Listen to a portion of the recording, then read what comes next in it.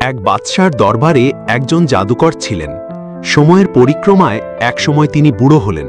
তখন বাদশাকে গিয়ে বললেন, আমাকে একজন বুদ্ধিমান বালক এনে দিন, আমি তাকে এই বিদ্যাটি শিখিয়ে দেব। বাদশা একটি বুদ্ধিমান বালককে জাদুকরের কাছে তুলে দিলেন। বালকটি যে পথে জাদুকরের কাছে যেত, সে পথে একজন পাদ্রীর বাড়িও ছিল। আসা যাওয়ার পথে বালকটি পাদ্রীর কাছে গিয়ে বসত, তার কথা মনোযোগ দিয়ে শুনত। পাদ্রীর প্রতি ধীরে ধীরে বালকটির মুগ্ধতা তৈরি হলো। একদিন বালকটির যাওয়ার পথে এক বড় জন্তু বসেছিল। যাওয়ার কোনো পথ খোলা নেই। বালকটি ভাবল, এটা জাদুকরি নাকি সত্য তা পরীক্ষা করে দেখার এটিই উপযুক্ত সময়।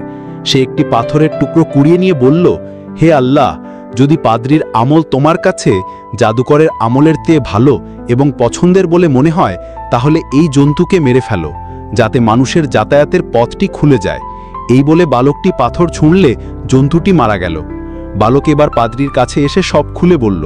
পাদ্রী বললেন, বাবা, এবার তুমি জ্ঞানের পূর্ণতায় পৌঁছে গেছো, তোমার পরীক্ষা শুরু হতে চলেছে। এই পরীক্ষায় কোনোভাবেই আমার নাম প্রকাশ করবে না। সেই বালকটিকে আল্লাহ অলৌকিক ক্ষমতা দিলেন। সে অন্ধ ও কুষ্ঠরোগে আক্রান্ত সহ বহু রোগীর জন্য দোয়া করতে লাগলো। তারাও সুস্থ হয়ে উঠতে লাগলো। তবে কেবল যারা খ্রিস্ট ধর্মে ঈমান আনত তারাই তার দোয়ায় উপকার পেত।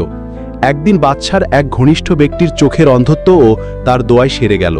তার অলৌকিক ক্ষমতার খবর ইহুদি বাদশার কানে গেলে তিনি বিচলিত হয়ে পড়লেন।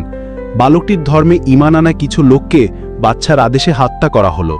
বালকটিকেও হত্যার উদ্দেশ্যে কয়েকজন লোককে ডেকে তিনি বললেন, ওকে এই উঁচু পাহাড়ের উপর নিয়ে গিয়ে নিচে ফেলে দাও।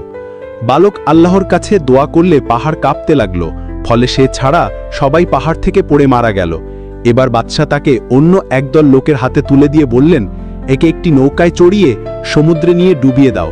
সেখানেও বালকের দোয়ায় নৌকা উল্টে গেল। ফলে সবাই পানিতে ডুবে মারা গেল, কিন্তু বালকটি বেঁচে গেল।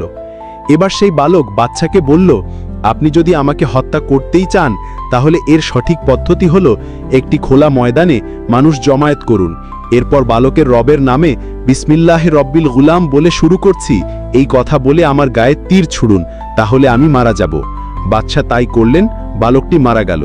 কিন্তু সেখানে উপস্থিত লোকজন সমবেত কণ্ঠে বলে উঠল, আমরা এই বালকের রবের প্রতি ঈমান আনলাম। বাদশা এবার আরও বেশি বিচলিত হয়ে পড়লেন। তিনি তাদের জন্য গর্ত খুঁড়ে তাতে আগুন জ্বালানোর আদেশ দিলেন। এরপর বললেন, যারা যারা এই বালকের ধর্মে থেকে ফিরে না আসবে তাদের এই গর্তে ফেলে দাও।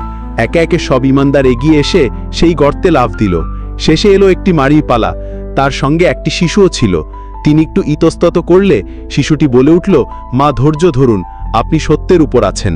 সহিহ মুসলিম হাদিস 300-305। এই ঘটনার প্রতি ইঙ্গিত করে পবিত্র কোরআনের সূরা বুরুজে আল্লাহ বলেছেন, অভিশপ্ত হয়েছিল অগ্নিকুণ্ডের লোকেরা। ওরা ইন্ধন সংযোগ করে তার পাশে বসে থাকত এবং দেখত বিশ্বাসীদের উপর তারা যে অত্যাচার করত। ওরা তাদের উপর প্রতিশোধ নিয়েছিল শুধু এই কারণে যে তারা বিশ্বাস করত পরম শক্তিশান, পরম প্রশংসনীয় আল্লাহ, যিনি আকাশ ও পৃথিবীর সর্বময় ক্ষমতার অধিকারী। আর আল্লাহ তো সর্ববিষয় স্রষ্টা। যারা বিশ্বাসী নরনারীকে নির্যাতন করেছে ও তারপর তওবা করেনি, তাদের জন্য আছে জাহান্নামের শাস্তি আর দহন যন্ত্রণা। সূরা বুরুজ আয়াত 4-10।